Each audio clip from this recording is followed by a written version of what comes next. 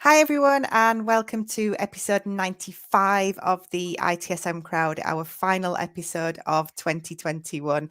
We're going to close off the year by just reflecting a little bit on some of the changes that have happened over the last 18 months and start to get a feel for some strategies that you can apply in your team, in your organization, to stabilize the chaos a little bit and actually start to see some benefits from the flexible working that's been dropped on all of us.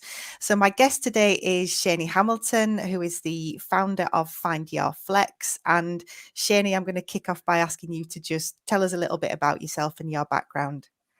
Thanks, Claire. It's an honour to be here. Thank you very much for Thank introducing you. me to your horde of network. I'm Cheney Hamilton, founder of Find Your Flex. We very much started life in the job board space, trying to encourage more employers to offer flexibility. That was way back in 2017, pre-Brexit, pre-pandemic, so the world has changed quite a bit since then. The beauty of that for me is that we've been able to completely change our business to help more businesses to support flexible working. We've moved into the consultancy space. We look at organizational change alongside useful things that businesses can do to include flexibility into their everyday working practices. And we still obviously have the job platform where job seekers can go and seek the kind of work that works for them. Fantastic. Thank you very much.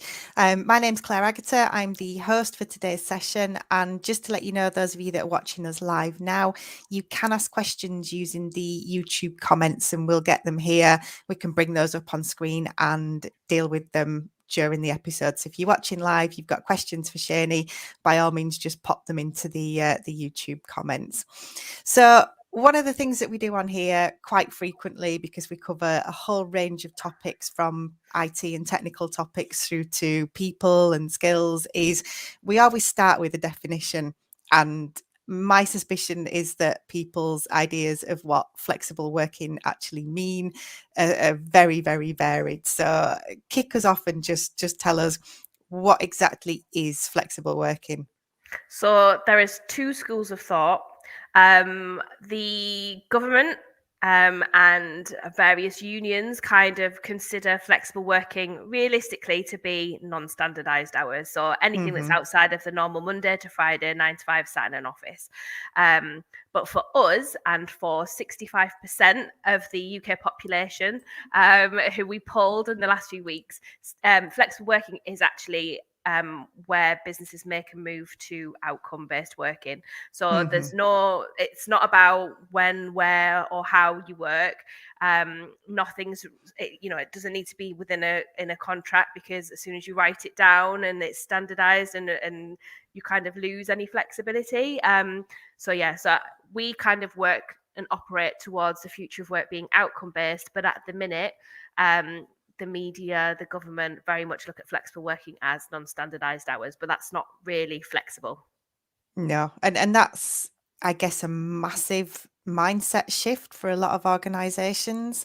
You know, we have this concept of presenteeism, and if I can't see you, how do I know you're working? Yeah. So what sort of changes need to happen in organizations to move to outcome-based working? I think there's a lots of different ways of doing it. Obviously, you can just agree outcomes. I mean, a lot of businesses, and I'm sure a lot of the people you talk to, Claire, have already gone down the automation route with a lot of their roles. So they're used to giving digital workers an outcome and output. And I guess what we're asking is for businesses to do the same for their human workers. So that's one thing that they could do. Another area is to look at actually what's your core business and what could you outsource, because outsourcing also provides lots of people with different ways of being flexible, and it allows businesses to focus in their own core areas and just plug in what they need as well. So then they find their internal flexibility in terms of moving their people from fixed cost to variable as well as the business needs it. So there's all of that sort of side of it. There's loads of different things that we can help businesses to do to look at what's needed to become more flexible. Sometimes it's literally just look at how your current teams operate, and you probably find within your own team that there's different people working in different ways that are outside the core 9 to 5, but that they've just been signed off by their team leaders versus anything official in contract. So it's, I guess, the biggest thing for everyone, and all that I feel like I've been saying for the last 12 months is just talk to your people. Talk to your people. Revolutionary. Yeah, have grown up conversations, figure out how they want to work, because they'll have ideas about how their role can be done in a different way as well. So it's all about communication. That is the key piece. Yeah, and I think this, because a lot of our audience are in the IT space, it's IT focused, and in a way, this does reflect the changes that we've seen in the IT industry recently. There's a shift from, focusing on availability metrics through to measuring outcomes of IT services and looking at experience, and that kind of digital experience and user experience is linked to employee experience. So I think it's a change that organizations are ready for, and we see Yeah, it in the SIAM space as well, this desire to focus on the core business and then just plug and play the different service providers that you need to get there. But I absolutely. think it's a challenging concept, particularly for a more traditional management style in an organization. So what benefits should companies expect to see if they adopt this more flexible approach? Well, I think from their people, a slowing down on attrition Hmm. is a big one, because you've got happier staff. They're not going to um, go off looking for other roles to find their flexibility elsewhere. There's lots of scientific data now out there around the increase in productivity you get from a happier, more settled staff who are able to work flexibly and how they want to work. And I mean, from a financial viewpoint, if you do it right, you can move your cost base from fixed to variable, which obviously means that you're more agile Hmm. as the next pandemic hits, and God knows what else is going to happen to us, with climate change and everything. So, I mean, there's bigger picture thinking, obviously, around this as well, because obviously we need to then look at the impacts on taxation.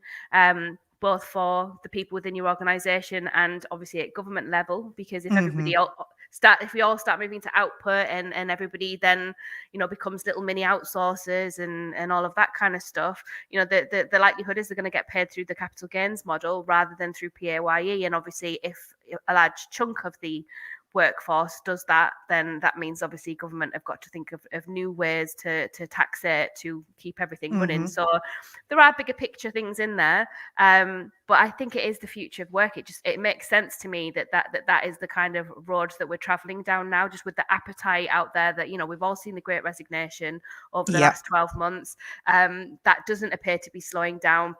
Businesses are not getting the people back in the top as fast as they're flowing out of the bottom. So we're talking about a massive overhaul of not just the UK workforce. I would suggest it's global. And yeah, I think organizational change is bound to follow, isn't it? Yeah, absolutely. And completely agree. And just a reminder for the people watching us live, if you've got questions for Shani, pop them into the YouTube comment. We'll pick them up. We're looking out for them now.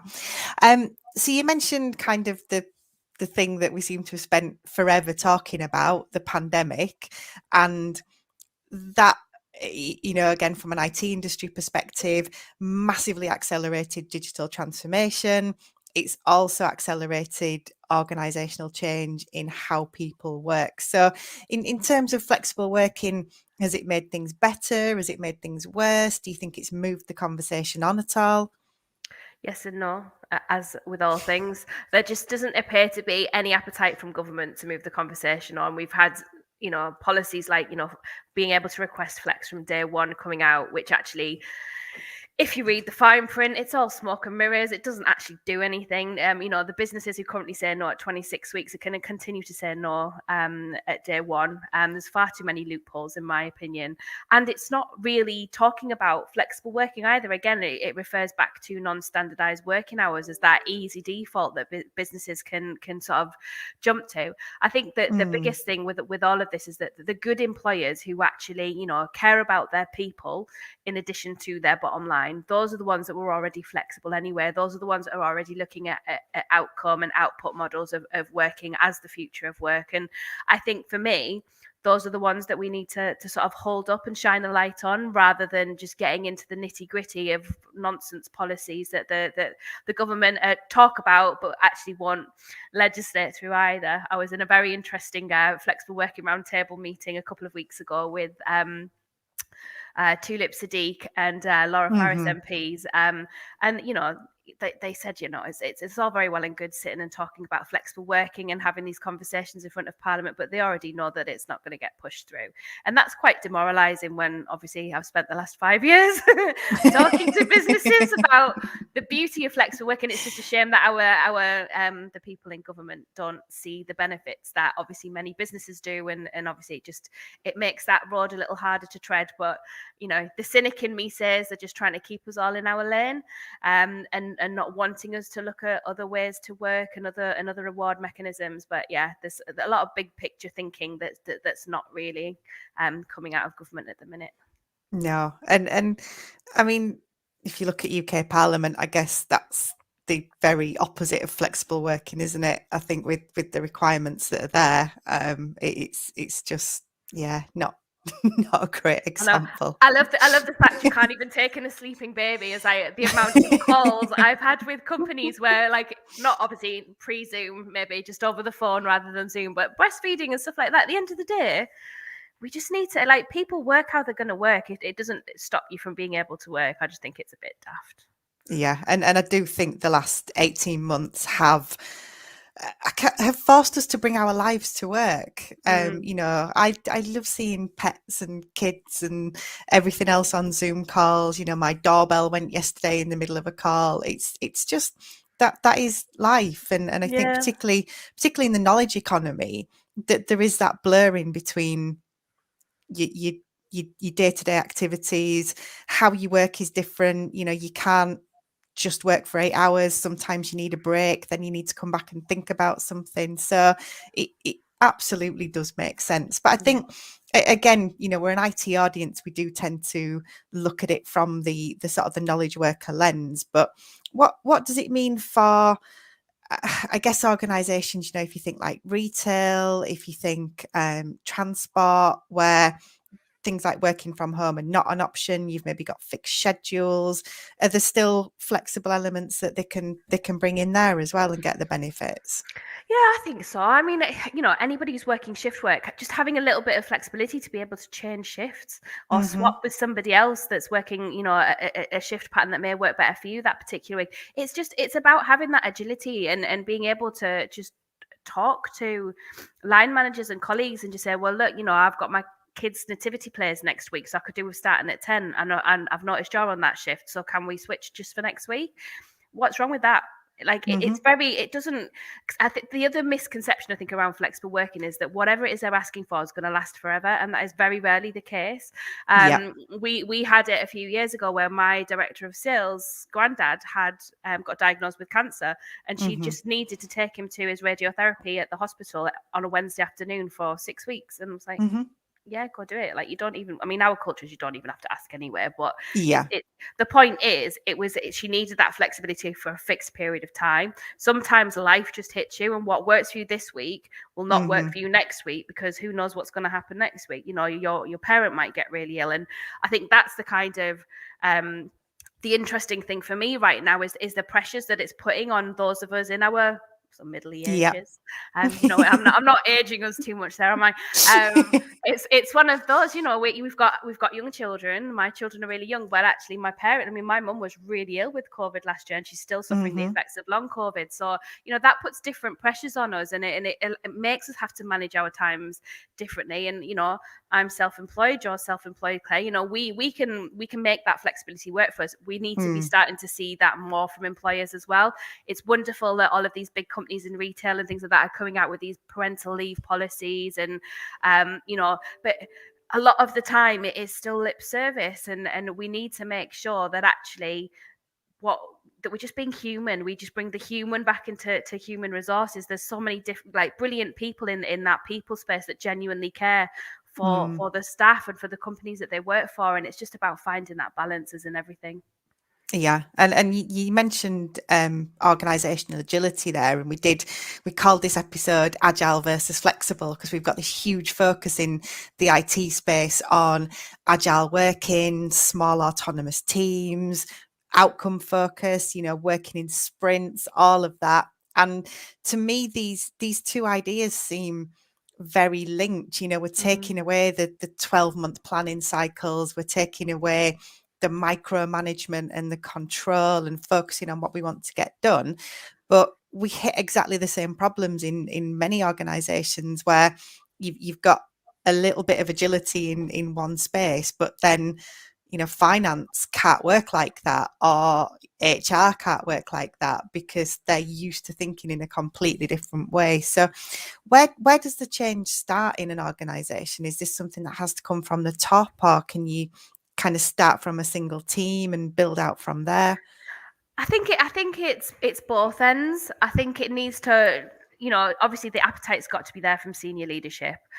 Otherwise, you're never going to get anything through into policy within organisations. But I think it starts with conversations. If the senior leadership wants to look at working a different way, we do various assessments within our organisation to actually test the culture and the values and behaviours of both the senior leadership and the workforce. And I think that's really useful, especially in an anonymized way, to actually be able to understand, what is the agility within the business at the minute. Can people, do they feel confident to ask for what they need in terms of how they work? And you can overlay that with gender, you can overlay that with race to pinpoint if there's any issues within the organization, and that then allows us to consult with that company to understand, okay, so this is where things are falling down at the minute. This is what we can do to sort of fix that. This is the appetite for flexible working, and these are the types of flexible working that people are wanting. Let's start opening conversations and having some consultation periods with your staff around how we actually make this work. It literally all just comes back to communication, and sometimes going out of the box and finding other organizations and businesses like ours to come in and to talk to businesses about just offering that different lens view, like you said, because what works in one industry won't work in another, or what works in one department won't work in another.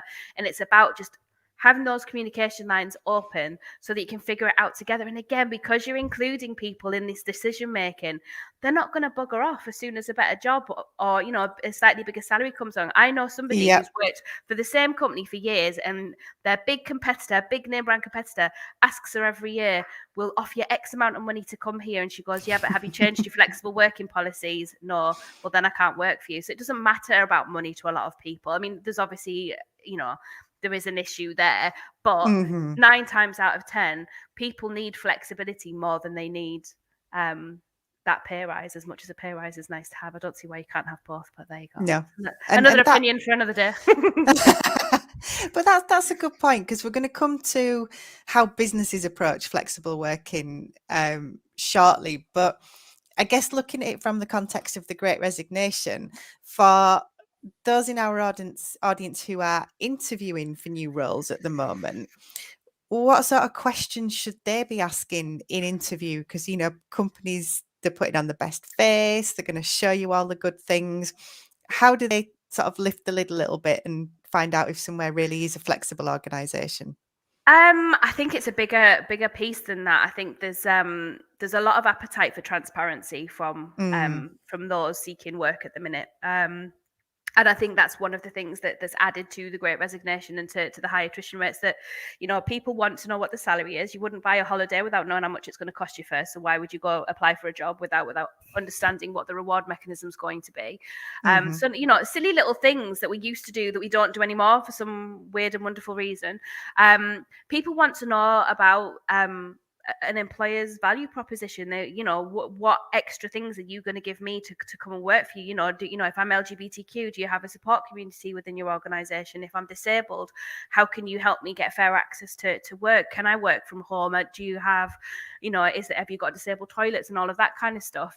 Really thinking about actually, well, what can you offer the candidate? Because it is a candidate market, and businesses really need to think about themselves. And it's not just about the money anymore. It's what value can you add to this person's life? Because as you've said, we're blurring the lines between life and work and life, and people need to see how they're going to balance that, and if you're going to allow them to balance that, because well-being is really important. We've seen lots of people mental health decline over the last 2 years, and people breaking and reaching breaking point much quicker than they used to. And Yeah, I think it is transparency is the key at interview, and just genuinely asking open questions to that candidate. Well, we've explained who you are, we've explained what the role is. How do you see this working? Have you thought about how many hours you would want to do, or where you would want to work, or the flexibility that could be offered within the role. And then see what you can do. I think it's just about coming to it with an open mind, and ideas of change. Embrace that change, because change always comes with a healthy dose of fear, but just try not to let that fear rule you, and just have open conversation, because that's how you're going to get the best talent. Because the talent doesn't just want money; they want flexibility as well. Yeah, that's good advice. So presumably with all the other planning that we tend to do sort of end of one year into the next, organizations can be thinking about a flexible working strategy and starting to think about specific things that they can do in order to support that. So what kind of things should team leaders, managers, senior leaders in organizations be starting to put in place? Well, I think if they understand first and foremost what types of flexibility that they can offer and that they're comfortable with, they then need to look at the technology they've got in place to facilitate that, and their comms channel.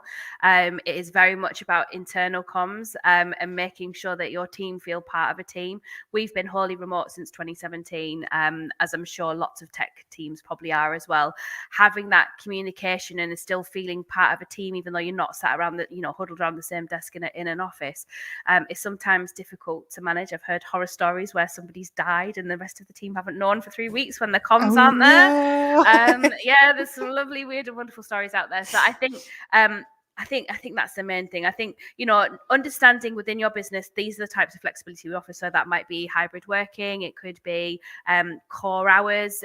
Everybody's in, but the rest of the time, it's up to you for managers, as long as you get your workload achieved. I think if you move to outcome and you start thinking about what are the outcomes you need for each of these roles in any given month, I think that will open up flexibility for you much easier than trying to figure out, well, if 3 people on the team want to work 10 till 2 and the rest of them want to work 9 till 3, we're a bit buggered on the 4 and 5, and do you know what I mean? And I think if you put it in as an outcome, but understanding, especially if you're an outward facing team and you do have to speak to the general public or to other vendors and things like that, obviously you need to make sure that people are there to answer the phones or to do the video calls and things like that. So I think just communication is the key in all of this, and pushing back. And you might not always be able to say yes. Some weeks you will have to say no, because actually there's too many people working a different way, and actually we need to make sure that these hours are covered. And just putting it back out there to the team, it's give and take. You're going to get people who won't play the game, but there will be the few. And I would just say, don't let that spoil it for everybody else, because actually the productivity and the positivity and the decrease in attrition that you will get from being able to offer more agility within your teams in terms of how they work far outweighs what the few bad ones will cause to your business. And I think talking about things like, reduced attrition, because we had another guest on recently talking about having career conversations with people, and had a similar question for her, because we still see a lot of people, particularly in management positions, who think all of this is a bit fluffy, it's a little bit woo. It's the sort of thing that we can think about when we've finished everything else. So are you, through your research, are you able to kind of specifically say, this is actually going to save you more money than it costs? This is going to benefit your business? Yeah, I mean the data's out there, the research is out there. I'm happy to share that with people. I mean, to be quite honest, we often tell and speak with business leaders and HR teams about, actually, when you're interviewing, you should be managing that person's exit then, ideally to another role within your organization, so you've got that career development, that people purpose in your mind.